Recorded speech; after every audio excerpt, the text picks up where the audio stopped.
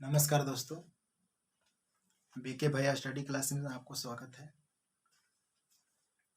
चलिए, इससे पहले हम लोग एक पार्ट कर चुके थे कंप्लीट, जिसमें हम लोग झारखंड की क्षेत्रीय भाषा नागपुरी का परिचय के बारे में पढ़ रहे थे।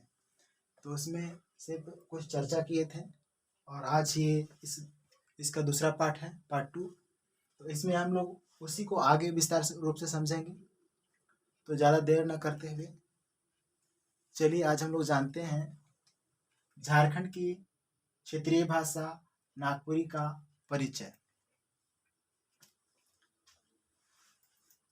देखिए, सबसे पहला बात है नागपुरी भाषा का प्रयोग। नागपुरी भाषा का प्रयोग कौन कौन से जनजाति के लोग करते हैं। तो यहाँ पर ध्यान दीजिएगा कि नागपुरी भाषा का प्रयोग जो है बैगा, बंजारा, बेदिया, बिंझिया, चीक बड़ाइक, गुड़ाइत, खरवार, लोहरा, पहाड़िया। यहाँ पे जितने भी हम जनजातियों का नाम बताए हैं दोस्तों, ये जो है सारे के सारे लोग नागपुरी भाषा का प्रयोग करते हैं। अब देखा जाए कि यहाँ पे डॉक्टर गिरियर्सन नागपुरी को जो है ये कहते हैं नागपुरी के बारे में करप्ट फ्रॉम ऑफ भोजपुरी। और दूसरा है उदय नारायण तिवारी, जो नागपुरी भाषा को बोलते हैं भोजपुरी की विभाषा। भोजपुरी की विभाषा।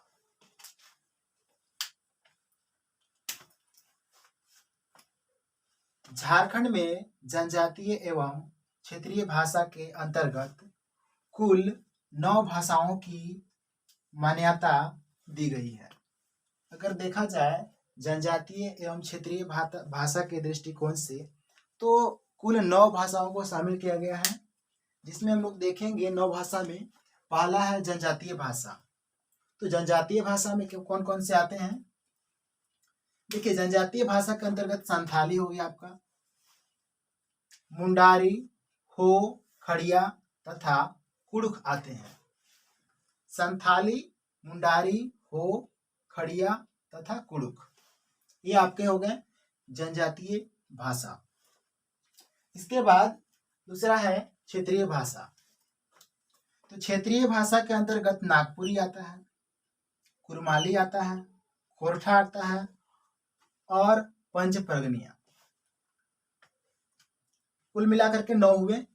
1 2 3 4 5 6 7 8 9, और इन दोनों को जनजातीय और क्षेत्रीय भाषा में शामिल किया गया है। इसके बाद देखिए, नागपुरी और कहाँ पे बोला जाता है।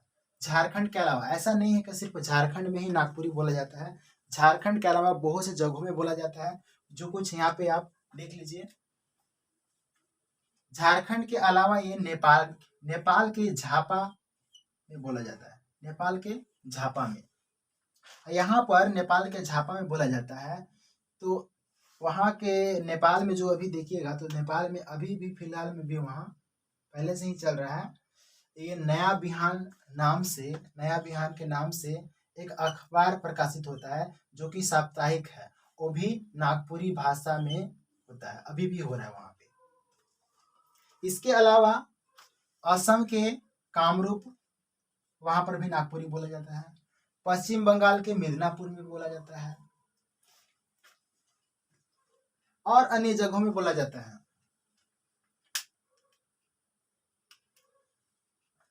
नागपुरी सर्वाधिक बोली जाती है। नागपुरी सर्वाधिक बोली जाती है, मतलब सबसे ज्यादा नागपुरी कहाँ बोली जाती है।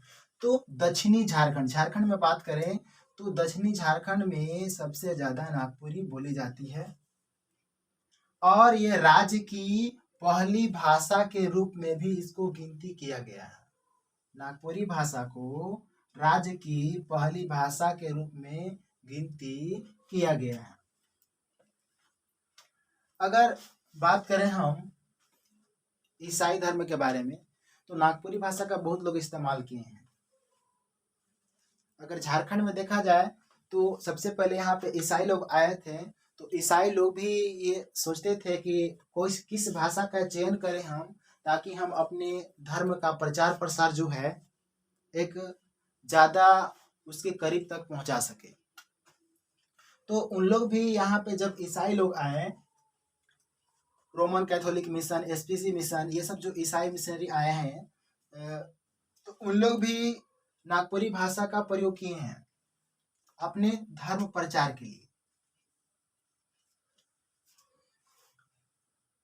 अब नागपुरी को देखिए, नागपुरी को है कुछ कुछ जो है, जैसे केसरी कुमार नागपुरी को कुछ संज्ञा दी है, जैसे कि गीतों की रानी के संज्ञा, गीतों की रानी की संज्ञा जो दिए हैं केसरी कुमार दिए हैं, किसको?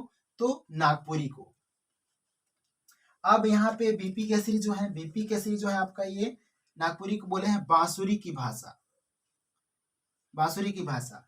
अब देखिए झारखंड में जो है गीतों की रानी, कहने का मतलब कि नागपुरी गीत जो है नागपुरी भाषा में सबसे ज्यादा गाया जाता है, इसीलिए उसको गीतों की रानी कहा गया है।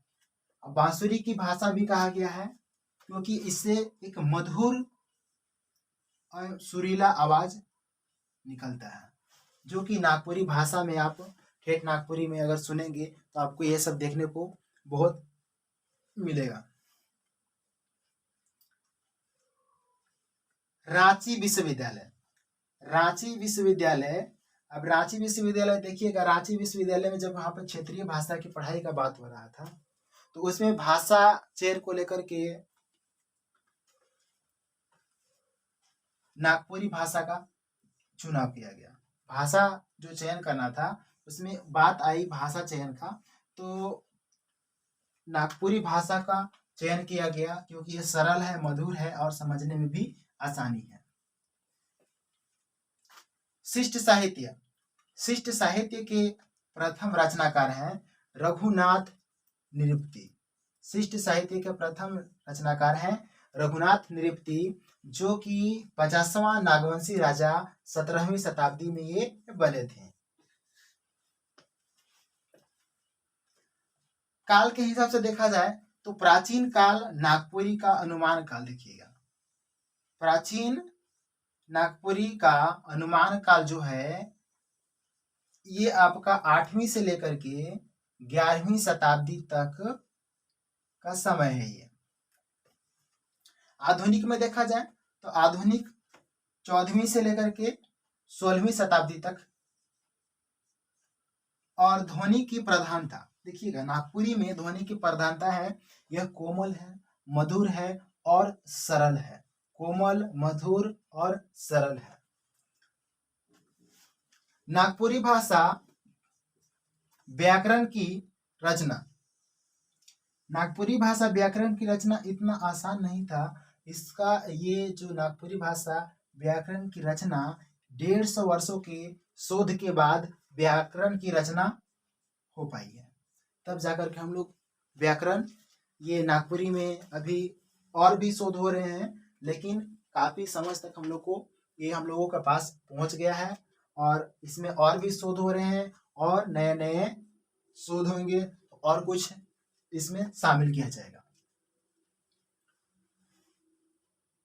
तो चलिए आज के वीडियो में इतना ही रखते हैं, फिर मिलेंगे हम लोग पार्ट 2 में। और अगर आपको मेरा पढ़ाया हुआ अच्छा लगता है तो हमारा चैनल है बीके भाई स्टडी,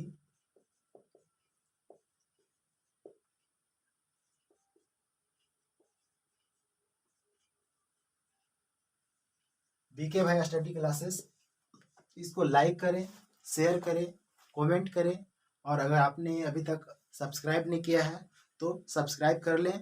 यहाँ पे पर डे नागपुरी का, झारखंड का और अन्य प्रतियोगी परीक्षाओं का जीके जीएस का तैयारी बिल्कुल एक सीक्वेंस में कराई जाएगी। झारखंड का भी हम जल्द ही स्टार्ट करने वाले हैं, उसमें पूरा झारखंड का एक सीक्वेंस में तैयारी करवाएंगे, एक सीक्वेंस में उसका ये वीडियो बना के हम डालेंगे per day. Thanks for watching this video.